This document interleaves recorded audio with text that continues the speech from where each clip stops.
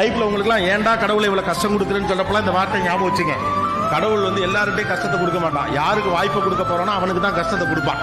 நான் கொடுக்குற நல்ல வாய்ப்பை ஹேண்டில் பண்ற கெப்பாசிட்டி அவனுக்கு இருக்கா இல்லையா நம்ம பார்க்கணுமா இல்லையா? சும்மா போற வரவன்டெல்லாம் தூக்கியா கொடுக்க முடியும்? ஒரு பொறுப்பை நான் ஒருத்தண்ட கொடுக்குறேன்னா அதை செய்யறதுக்கான கெப்பாசிட்டி இருக்கான்னு பார்ப்பார்.